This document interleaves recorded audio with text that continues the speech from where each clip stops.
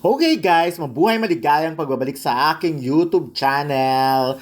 Mahigpit na yakap, yan nga ang chika ng mga netizens or ng mga fans or mga nakaka-relate or mga nagsisimpatya kay Trina Candaza. Of course, si Trina ay ang mother ng anak ni Carlo Aquino, of course. Ngayon nga, kinasal nga si Carlo Aquino kay Charlie Dizon kanina at syempre napakasaya ng atmosphere, napakasaya ng eksena, napakasaya, napakabongga ng event at talagang star-studded yon. Pero syempre, marami din ang agad-agad na nagpunta sa social media or sa Instagram account ni Trina Candaza para tumingin, mag-usyoso, magmarites kung ano ba ang ganap sa kanya ngayon. Of course, biglang-bigla, napakaraming comments ang dumagsa talaga sa Instagram wall ni Trina Candaza at yung iba nga ay mga lumang posting pa niya, lumang post pa niya ang pinuntahan at dun nga nag-comment talaga ito, mga video ito ng mga promo niya, pero syempre ito na yung ginamit natin para at least makita nyo rin naman kung gaano talaga, kung ano ba itsura ni Trina Candaza para dun sa mga hindi pa masyadong nakakaalam. But anyways,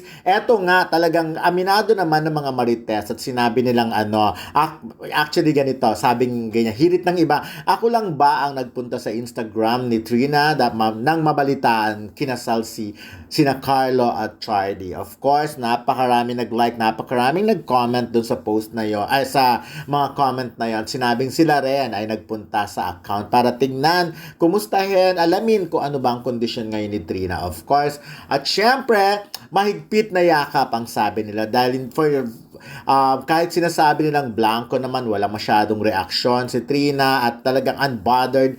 Pero, ramdam na ramdam daw nila yung pain, of course. Hindi man, kumbaga, sila yung nakaramdam ng pain para kay Trina. Although, alam naman natin na napakatagal ng hiwalay din ni Trina, of course, at ni Carlo Aquino. Pero syempre, nakakaloka kapag may mga gantong event. Biglang lumalabas yung mga statement galing kay ganito, galing kay ganyan. May mga pa-effect pa na parang kumbaga may babalikan silang ayon. So nakikita naman natin, nagre-react naman si Trina, katulad sabi ni isa, sa'yo pa din ako. So tumawa diyan si Trina. So ayan ma'am Shiha, hindi nga siya unbothered, just pretty naman. Ako lang ba pumunta ng IG para mag-comment dito? Count me in, yan ang sabi ng iba. So when I heard that Carlo Aquino get married today, I immediately thought of her and Michi. Ayan. Me too. Commonly serves as a secret for purity, rebirth, and strength because lotus rise from the mud without stains.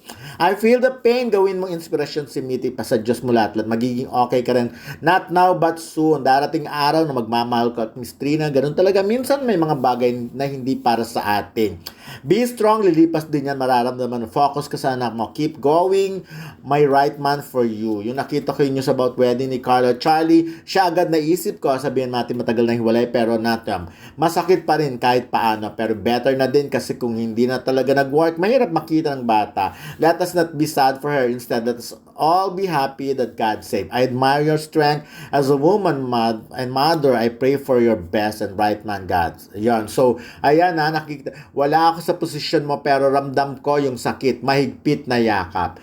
Of course, ito, may ipapadala sa iyo si Lord na mas deserving sa pagmamahal mo at mamahalin ka niya ng totoo. God bless you. Darating ang araw na magmamahal ka ulit. Miss Trina, ganun talaga. Minsan may mga bagay na hindi para sa atin. Meron namang mga taong pinili tayong sasaktan para lang sa kaligayahan nila. Alam naman natin kung gaano ka strong. Basta lagi mo lang tatandaan kapag kailangan ng ilabas yung bigat ng damdamin, umiyak ka lang. So, ganyan ang mga payo ng mga netizens, mga fans. Masakit pa rin kahit papano. Better na din. Kasi kung hindi ka na talaga nag-work, mahirap makita ng bata. At least sa mga bata yung napapaliwanag ng maayos. Blankness and roughness of emotions, hug Miss Trina. The right guy will come to you in a way you never expected. Mag-pray ka lang kay God na bibigyan ka niya ng lalaking makaintindi sa'yo. Yung mas mahal ka. Ayan. Hugs for you, Miss Trina and Michi. May darating na para sa'yo. So, ganyan ang mga comments. Pero kayo guys, ano ba ang masasabi nyo ngayon sa sitwasyon na to? Ako kasi talaga naman, kung talagang para sila sa isa't isa, sa ganda ni Trina di ba? Kung para sila sa isa't isa at kung nagkakasundo sila, talagang magiging sila Pero talagang sometimes, yun nga, doon nga pumapasok yung pinagtagpo pero hindi tinadhana. Malay naman natin, may mas maganda talagang mga plano. Yun nga ang sinasabi, may mas magandang plano si Lord para sa isa't isa. At sana yun talaga ang mangibabaw. At syempre, ang kabutihan ng